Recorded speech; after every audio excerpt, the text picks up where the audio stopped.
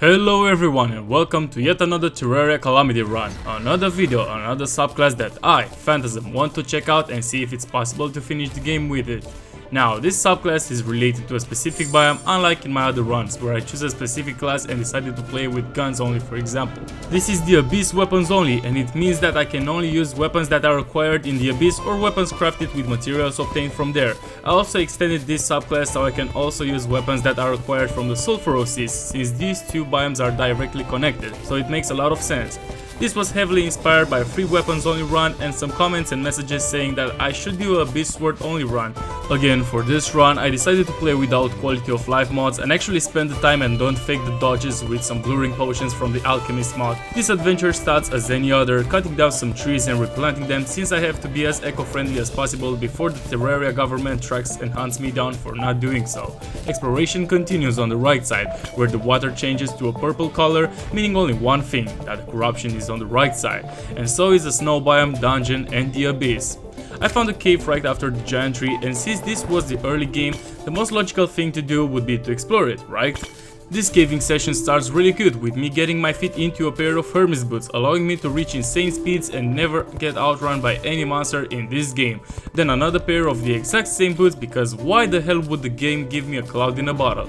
Mushroom biomes are always lovely since I could easily get some life crystals, as well as truffle worms in pre-hard mode, making me think that I should definitely go for Duke Fish Run as my first boss fight. Seeing that my inventory is full, I decided to go back home and do some quick organizing as well as working on a floating house. Nothing special, just a typical Phantasm treehouse.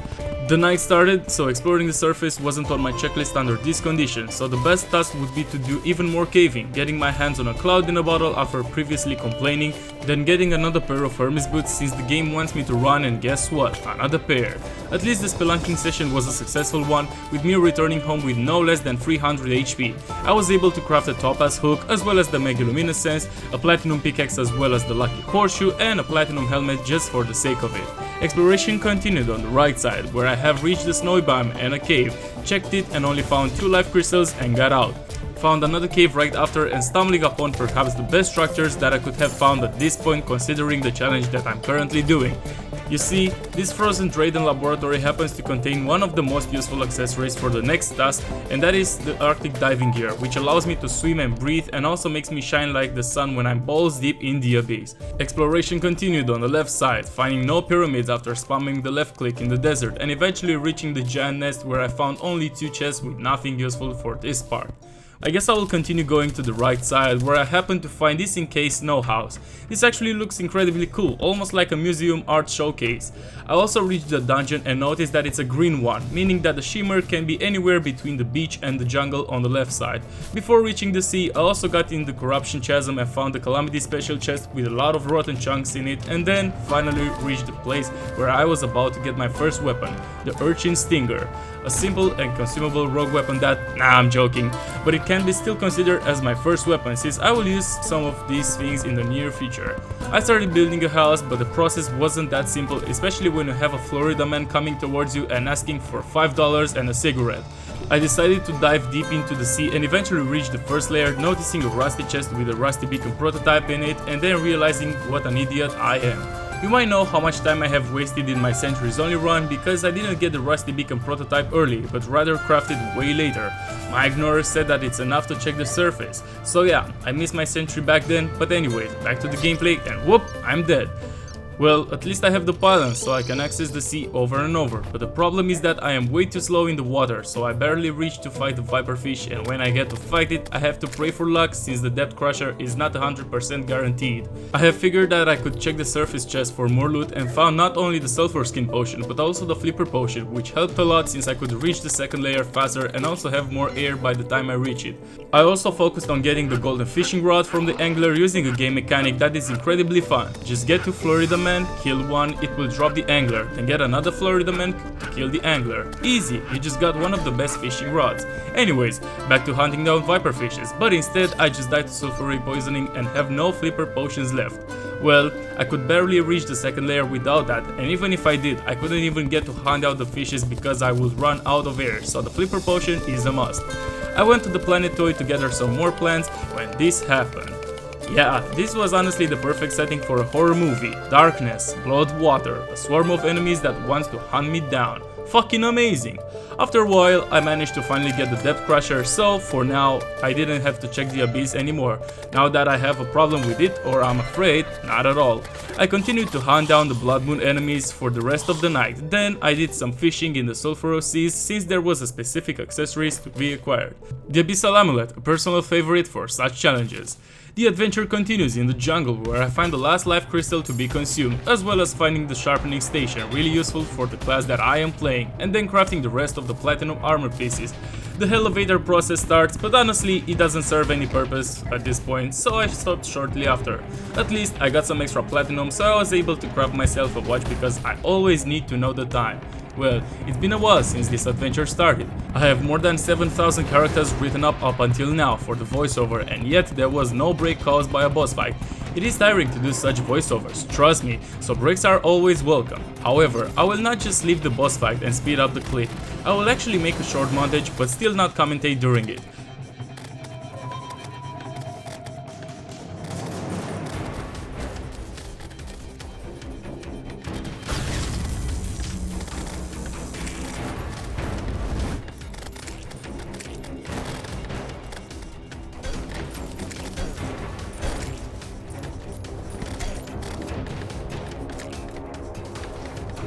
There we go, one boss taken down, a lot more to continue with, and without taking any longer break, after crafting a brand new armor set, I just went back to the corruption and summoned the hive mind. Honestly, defeating this guy right now wasn't really needed, since it only unlocks a real light, only needed for the bundle of balloons, which I couldn't craft anyway since I lacked 5 out of 6 accessories.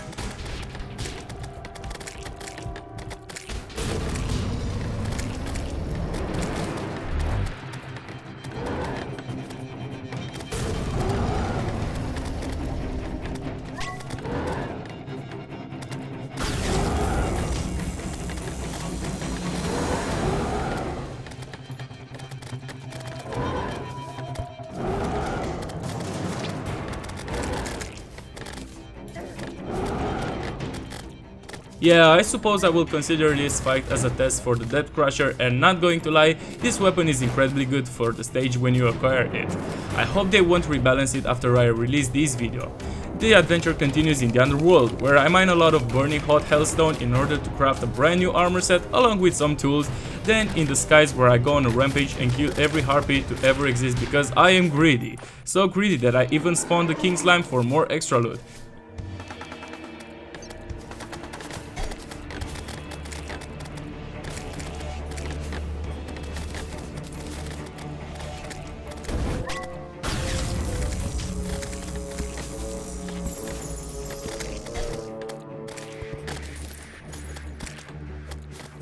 Yeah, actually it was just a slimy saddle that I wanted, and I got it after killing King Slime for like 8 times. Next up, Crablon, because he's squishy like that and needs to give me 2 important items.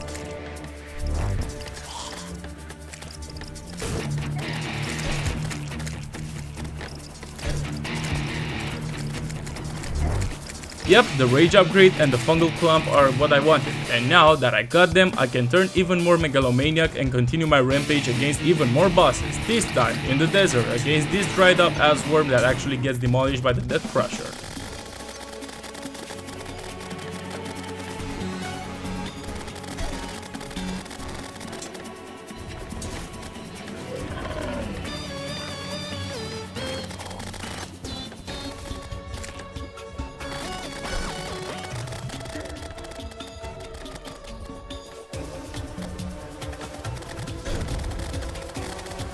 Nice, a lot of bosses taken down, but still lacking mobility, so how about I do something about that as well. Sandstorm in a bottle, all sorted. Goblin army, all sorted. Or maybe not. Yeah, I guess I'm farming scouts near the beach and then raining with death crushers and riptide projectiles that home in.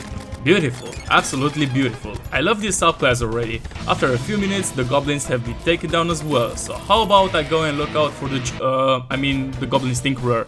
Actually, before I do that, how about I also defeat the queen bee since I can get the witch doctor afterwards and get some sweet flask to help me with the DPS.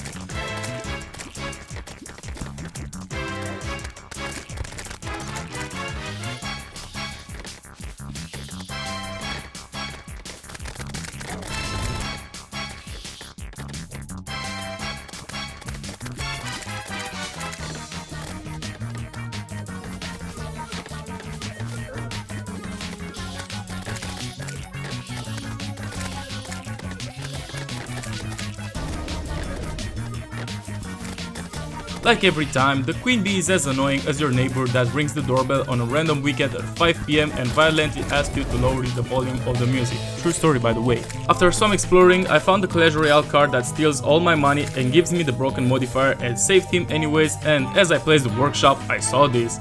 Paid actor, perfect for wasting my time even more, but at least I got some new shoes and balloons, so I'm definitely cooler. As the day continued, I kept on completing side quests over and over, cutting down trees, replanting them and thinking of how good this depth crusher is, as well as the upgrades. That made me think, would you guys be interested in a free weapons only run again, but with the Abyss Blades? If yes, leave a comment and I will check them after the next run.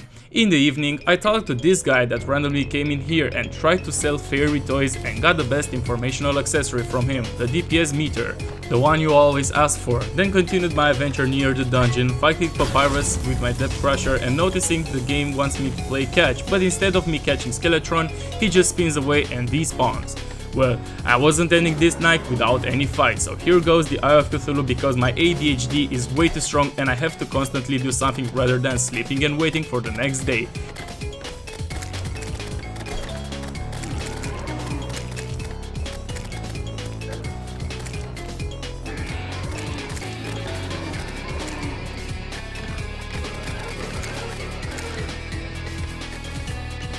ADHD gets even stronger with me being all megalomaniac and going for yet another boss fight.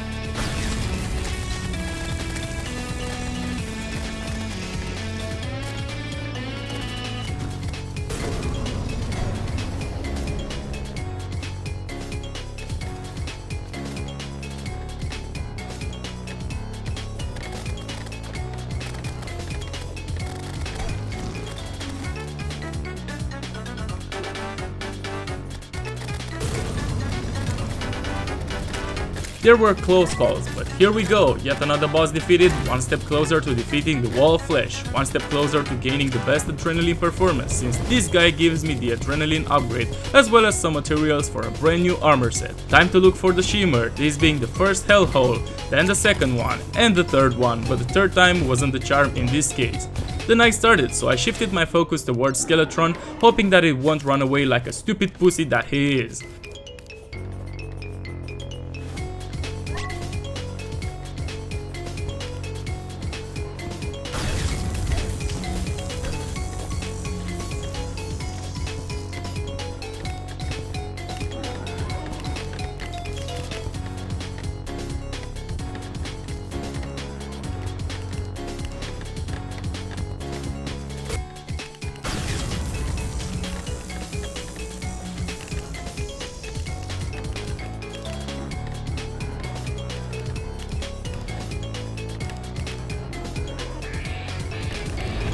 There we have it, Skeletron defeated, and this is an important part of this run, since Skeletron unlocks some new content in the biome that is the center of this run, the water-filled hellhole that is the Abyss. However, what I did was to check the dungeon and loot some chests while also saving the mechanic, crafting the lava charm and the Terra Spark boots afterwards, and then build some more houses around the world. Now, it was the time to check the Abyss layers and loot everything, so here I am, being as Romanian as possible and stealing everything without leaving any trace. Oh, actually I left a tombstone in here, but who even cares anymore? Just look at that inventory, iron boots, ball of fugu, herring stuff, the two other accessories, what else would you want? Actually, maybe an alchemy and bewitching station, since I totally forgot about them in my previous dungeon run. I was shocked to find the entries to the archive since it usually takes a lot of time to reach it, but this time I have reached it quite fast. Not to be outdone, I still had to find a shimmer, and having those 3 hellholes without any purpose made me realize that the shimmer might be right under the corruption, so why not check that out? Worst case, I make yet another tunnel and so on. Okay, apparently it was right here, so no need to get frustrated over wasting even more time. Well, let's make a house in here for quick access and then also get the upgrades. Yeah, I was getting closer and closer to defeating the Wall of Flesh, but before I could do that, I still had to spend some money on reforges because this guy is a fucking... Anyways, I also did some fishing and yeah, that was it. I was ready for the Wall of Flesh fight. Nothing holding me back, it was me, a depth crusher, a ball of fugu and 9 blue blues to help me against this American tax-inducing cluster of flesh.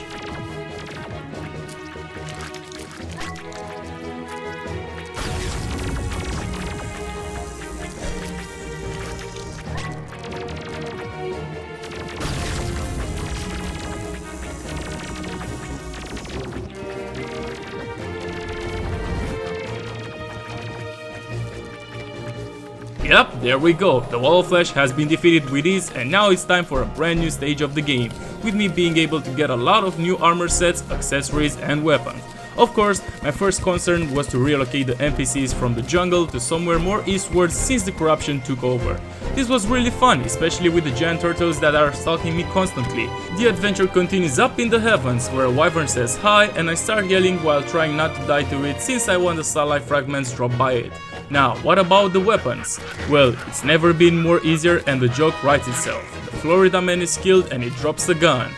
Well, for this part of the game, I will have to switch to playing as a ranger since the Death Crusher and the Ball of Fugu won't be as strong as the Gatligator. While caving, I also found a wizard staying next to the Onyx laboratory, so I saved him and then built a house for him just so I could get a Rod of Discord and some sweet smelling candles. I'll also continue with Souls of Light Gathering, Jelly Shimmering, Grand Gelatin Crafting, Inventory Contemplating and Background Analyzing. Hold on, what am I even doing next? Yeah, I guess that I will start with the bosses because there is nothing else that I can get. So yeah, starting with the one and only Retinazer and Spasmatism. Really easy to fight, totally bearable, not feasting the table inducing at all. I'm kidding, that was a stupid but acceptable fail.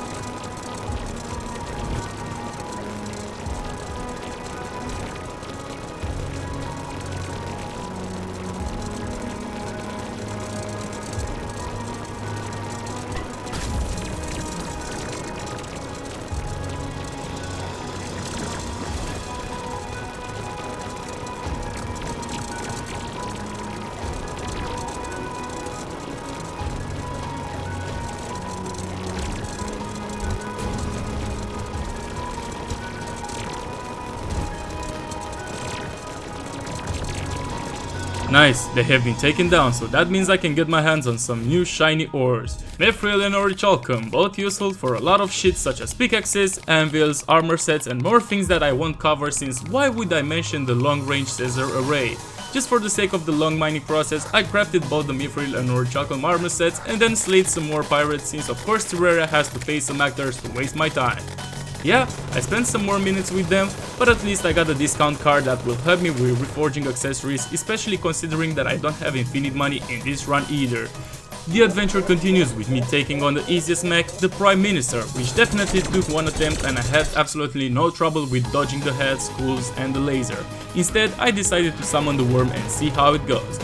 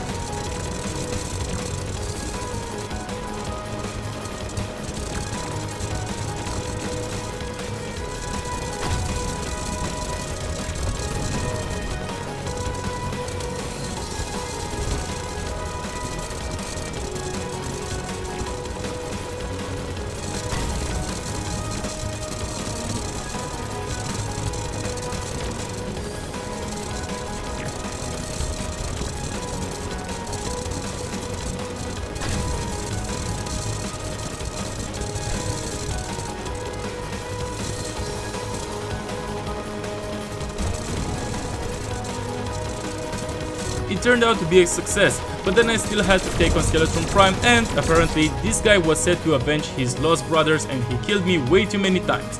I am 100% sure it's not skill issue, definitely not skill issue and rustiness, definitely not a tired Phantasm, definitely not a Terraria YouTuber with zero patience left. But you know what they say, trust the process, and so I did, so enjoy this fight that made me rage quit for 2 times.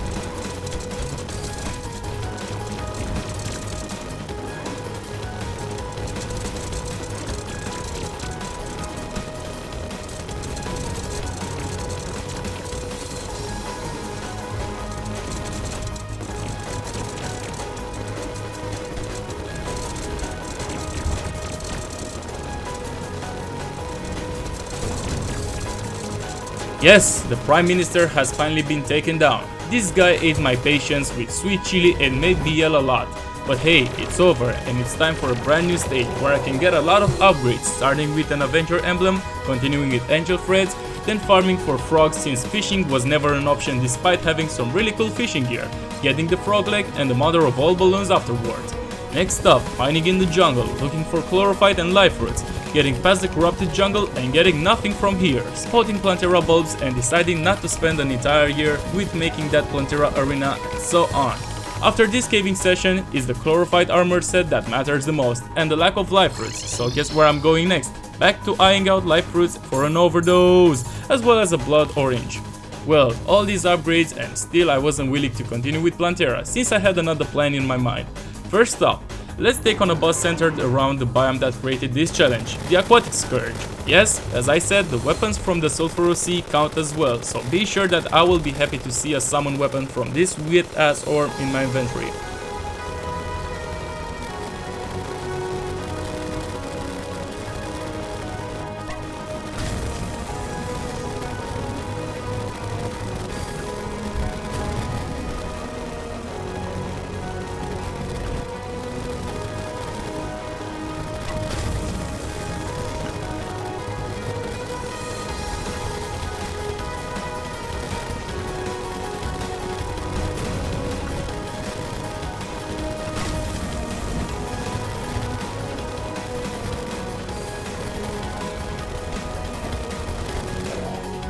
Not to be outdone, I also wanted some stuff from the Acid Rain tier 2 enemies, but by the time I remembered that Yoyo got heavily nerfed, it was too late, as the luck to get one Orthocera to spawn and drop the shell was way too high, and yeah, me and luck are not usually on the same page.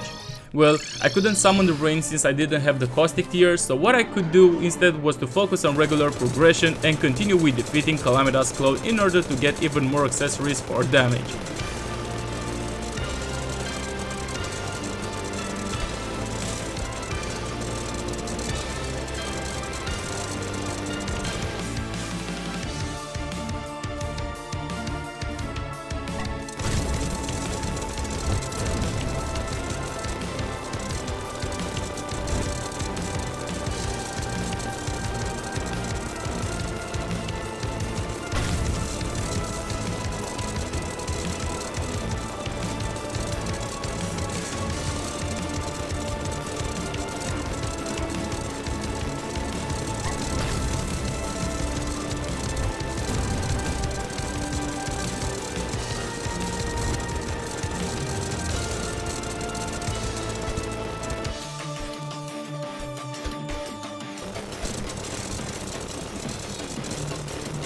Now, in previous Calamity versions, after defeating Calamitas, the Abyss would suffer some changes and depth cells would be available, but nah, now we have to defeat Leviathan in order to get that. So guess what I'm doing next? Failing horrendously because I cannot focus on dodging a meatball with the size of an average breakfast of mine. However, that was one awful attempt for training, now allow me to show you the real attempt.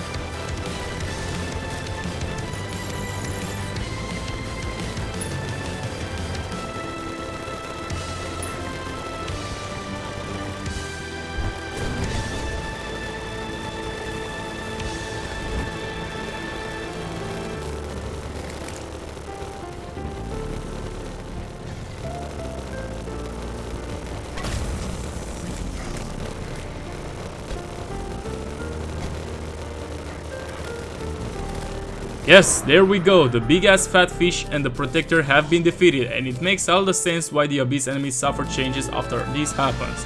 Well, here I am, about to get some materials that will be used to get my hands on some of the best weapons hardmode has ever seen. I also stumbled upon a colossal squid, and yeah, I had all the chances of defeating it, right guys? Even if it was, I wouldn't have acquired anything from it since it has post-poltergeist only content. Yeah, I still had to go back to the lower layers of the Abyss since I required Voidstone for what I was about to craft. The Abyss Blade was mine, and this moment marks the middle of this adventure, with me finally deciding to move forward and continue with Plantera.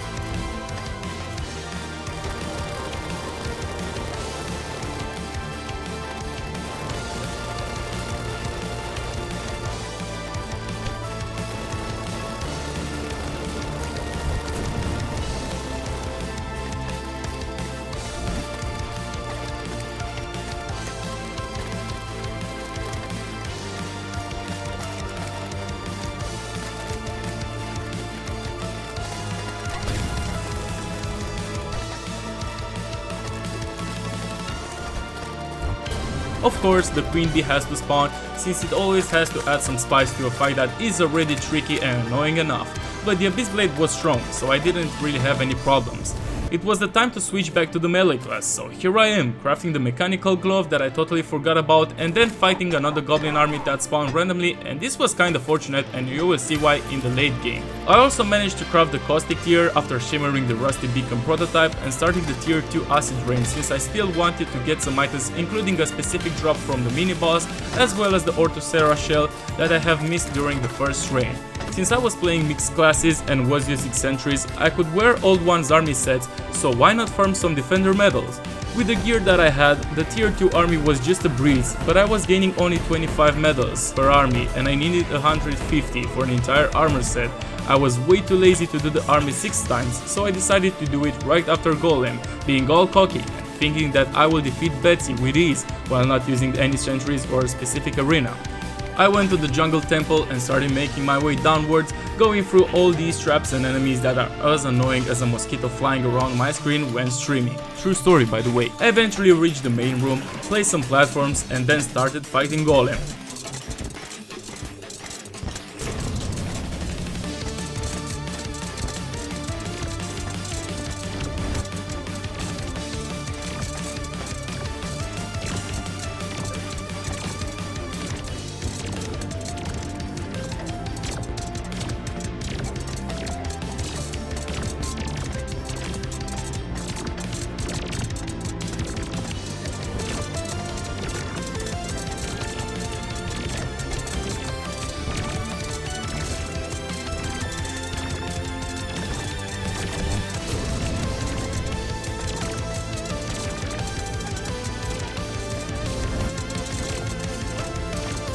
Moving on, I was still playing as the melee class, so I had to get even more upgrades, the first one being the Fire Gauntlet, and I required some Scoria bars for that one, and not only, I will also craft the weapon since technically it's a material from the Abyss, so it's allowed. I also crafted the Void of Extinction for even more extra damage, then continued with even more fights.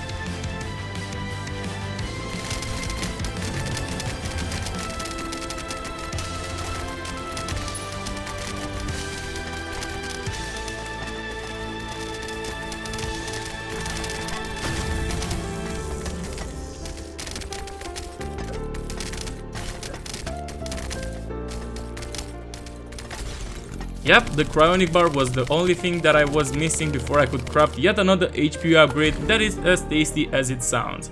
Next up was farming for even more medals, but now it was the tier 3 Old One's army and this was way tougher than I thought it would be. Despite having some success early on because of an incredibly good true melee weapon, it was Betsy that ended this up, with me only being able to collect a total of 145 medals, so I needed 5 more. I was like, what the hell, I'm not doing the army just for the sake of getting 5 more medals. If I'm doing it, I'm also defeating Betsy. Well, true melee was good, but it could get even better if I could defeat a special boss. Take into consideration that I have the Vulcanite lens. Also take into consideration that I don't have any specific dash or dodge accessory or buffs. This will be interesting.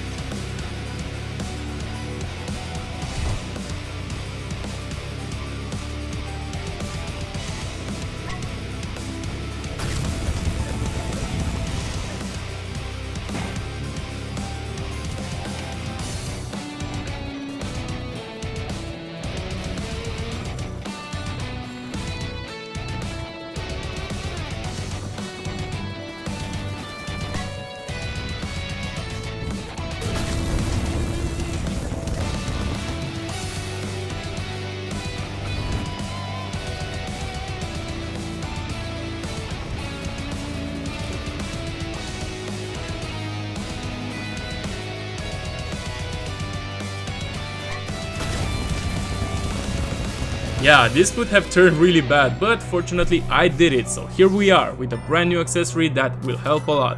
The next spikes are the literal proof that the Hide of Ostrom use is the perfect accessory for true melee players.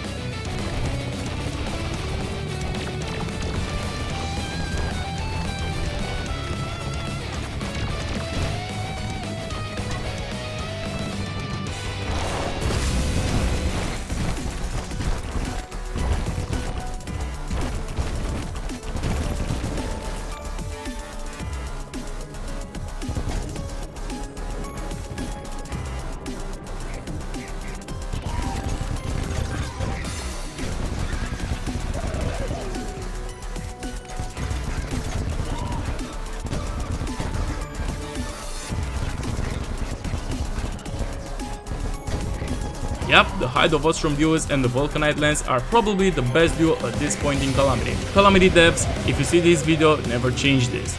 I know what you did to the Dragon's Rage, please don't do the same for the Vulcanite lens. Anyways, I was finally able to get the Valhalla Knight armor, and trust me, I will eventually get to wear this when fighting Supreme Calamitas, and it wouldn't be the first time when I would do that. Next up is another fight where I tried the true melee brute force attack, but failed horribly and I had to improvise while struggling to survive. Enjoy!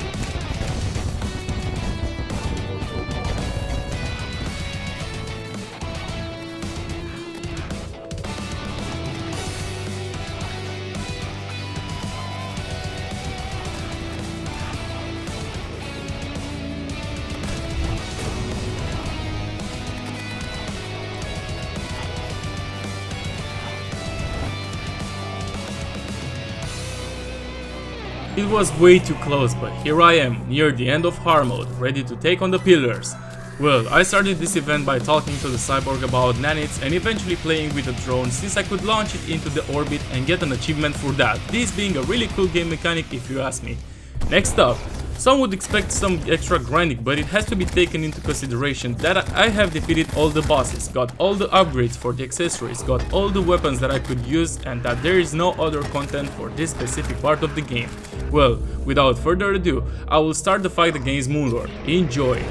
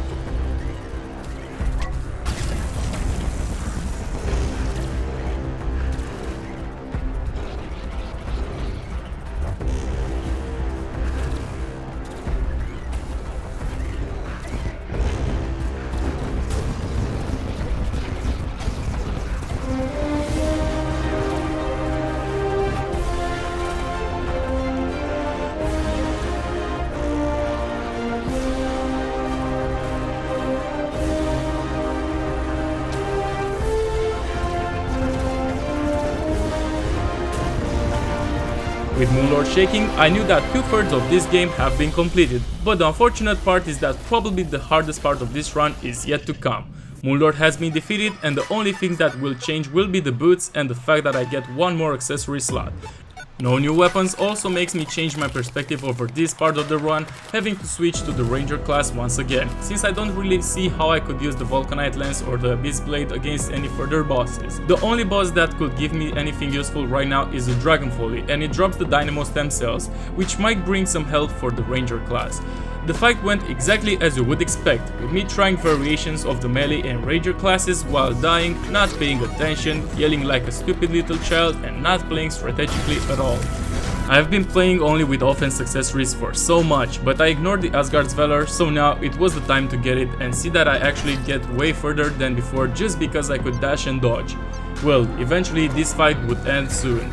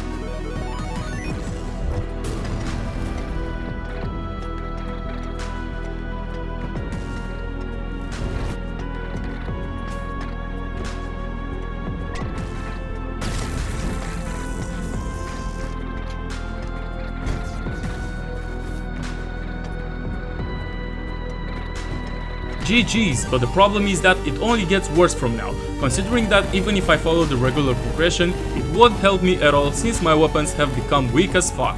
This fight against the Guardians proved that I will have to do a regular skip of mine, but that skip would imply wasting some hours and getting annoyed a lot during the process. The Poltergeist fight was exactly how you would imagine it, considering that my weapons are post-early Golem, so not that great for this point where the average DPS would be 7000 to 10,000. Again, I tried a lot of weapons variations, switching bullets again, and eventually realizing that I will have to get someone to help me. Well, too much offense accessories with a really bad weapon for this stage won't help. So how about I get an army to help me? I guess I will start with the Cloud Elemental, then go in the desert and get her 2 specific battles and eventually craft the Heart of the Waifus, which would help me with both damage and life regeneration. The next fight was far better, with me almost killing Poltergeist, but I still messed up really bad, so I decided to get one more accessory to help me with mobility, regen and most importantly damage reduction. I required only one more material, and so I killed the Giant Clam, went back home and crafted the Absorber, and then also reforged every accessory to wording. At this point, surviving for a really long time was the only option left to be taken into consideration. A brute force fight with true melee can do nothing but only get me killed. I will have to play safe. In other words, what comes next is a fight that took me more than 10 minutes, so enjoy the fast forwarded clip.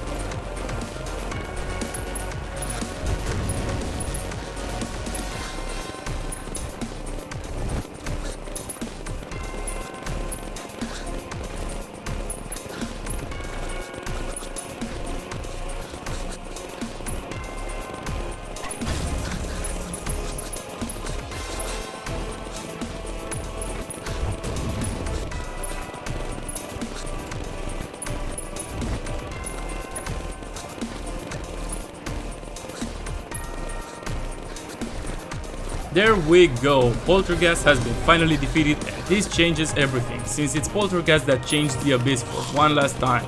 Unfortunately, before I could craft any new weapon, I still had to farm some new enemies. However, the one accessory that didn't require any more farming was the Abyssal Diving Suit. I went deep down in the Abyss, reaching the 4th layer and starting to fight the Reaper Shark, and fortunately the DPS was just enough to get it killed before I could lose my breath. With the weapon dropped by the Reaper Shark, I continued to hunt down even more enemies in here, and I could already feel the power that I was about to have. As I lost all my air bubbles, I decided to return home for a bit, craft the Neptune's Bounty, which is the 3rd and final upgrade for the Depth Crusher and one of the main weapons to be used in this run, and then return back to the Abyss and hunt down even more giant creatures that want to eat me alive. At one point I was fighting all the mini bosses at the same time, and this truly felt like a cool anime fight, but in a really tight setting with slow movement. I killed the Eidolon Worm and it dropped the Void Edge, a sword that was about to change everything, since I totally forgot that this existed and didn't take it into consideration for this run. After finishing with rounding up all the enemies from the 4th layer of the Abyss and crafting the Omega Blue armor, I moved on to the last part of this game, and it started exactly as you would expect, with me dying against Joe Duke. Also, speaking of Duke, I know I can spawn it by fishing in the Sulphurous Sea, but he is not an Abyss or Sulphurous Sea specific enemy lore-wise, and it would have made the challenge a bit easier during the Plantera and Poltergeist stage. I wanted this run to be as fair as possible, so that's why I didn't defeat Fish Run at all. Now, enjoy how I defeat the Sulphurous version of Fish Run.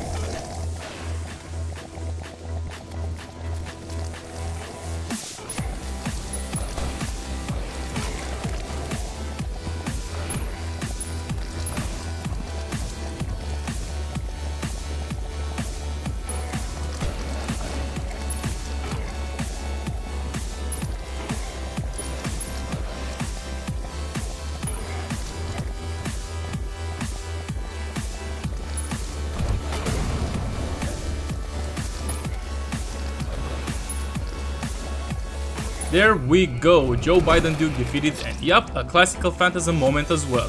There we go, I got the Impaler and the Tiny Joe to help me with further bosses. I tried this fight once again since I also wanted to get the Sentry, but to no avail for now, but I will try again later, considering that the Sentry is not that important against the Devourer of Gods. Now, before I would attempt that dogshit worm, I would have to go through some other boss fights that I have skipped, but worry not, since those will be just a breeze with the loadout that I currently have.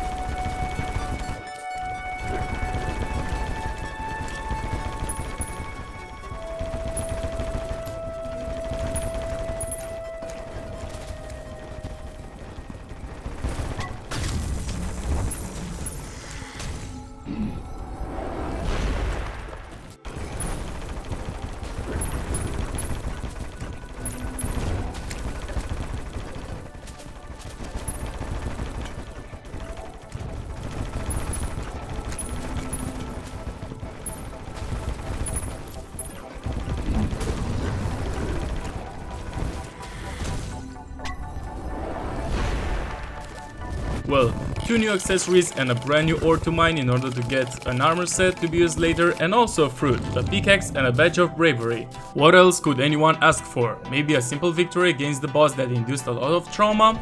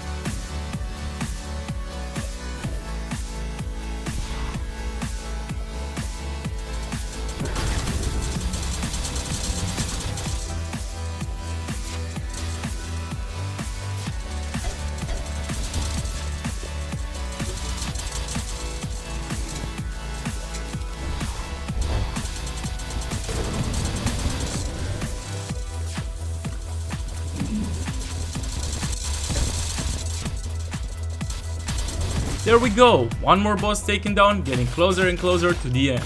Well, I suppose I should start with the event since there is nothing else to be done. One solar eclipse and 2 moons, nothing special to say about this except for the fact that the Omega Blue armor is the MVP of this part of the game, as always. Finally, I was able to craft the Ascendant Spirit Essence and with it every upgrade possible. A new armor set, a brand new shield and boots, the Elemental Gauntlet, as well as some more healing potions. There was no weapon to craft, but I still had to fight Joe Duke in order to get the Cadaverous Carrion, and finally, after a lot of fight, there it was. My arsenal was finally complete, since this was the last weapon that I could acquire in this run. Actually no, there is one more weapon that could be acquired, but it implies fighting Jerry, which I'm definitely not doing. From now on, it's just fighting over and over, failing in the process but remaining as calm as possible since I knew that this was possible. I expected the run not to take ages, but this is what happens when you get cocky and don't focus on dodging but rather just run in circles and hope that no projectile gets to reach me. Well, without further ado, here goes the fight against the jungle dragon Yaron.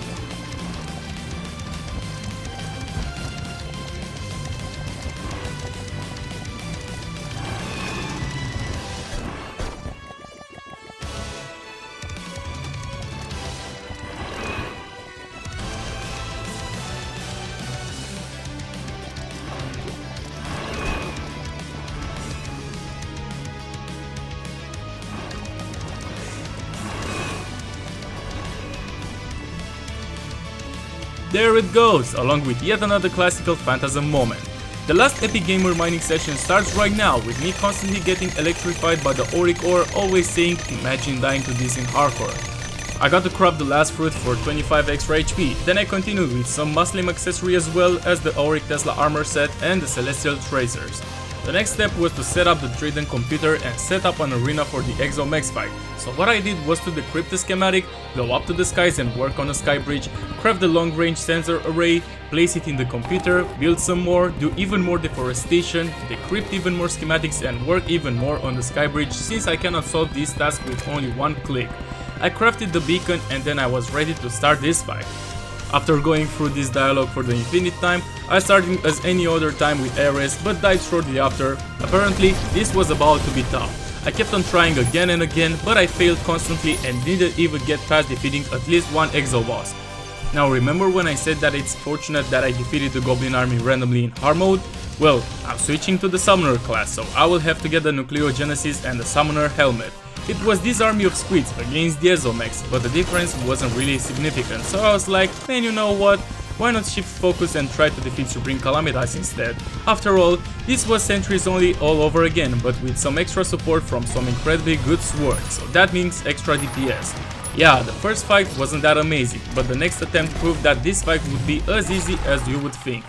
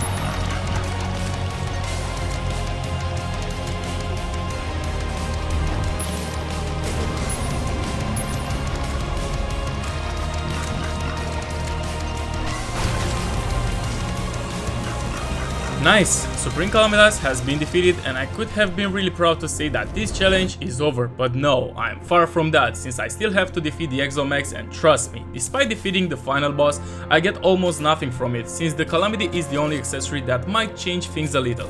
Well, it was the Poltergeist spike all over again, with me changing weapons from time to time, trying summoner and melee in mixed combination, but constantly dying due to bad dodging. However, failing is also part of the process, so no matter how much this would take, I will have to bear with it and try to get as good as possible. From previous experiences, I know that the hardest part is right after Ares is defeated, but only if I have low HP and the revive cooldown is activated. If I happen to get past Ares' death without having low HP or a revive cooldown, it would be Thanatos that might have a chance of killing me near the end, but maybe I managed to dodge, maybe I am actually not that bad at the game. Maybe I shut the hell up and let you enjoy the full fight against the Exomax.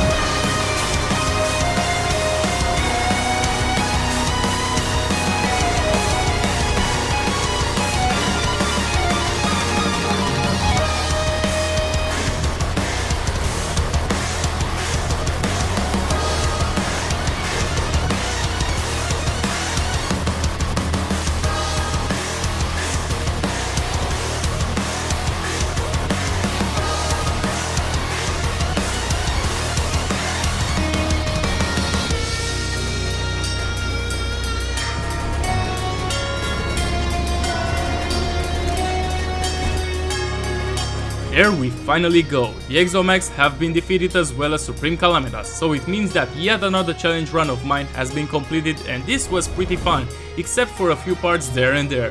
I could finally rest well. Someone please tell me that the developers were joking with this guy when they decided on this name. Yeah, there we go I suppose.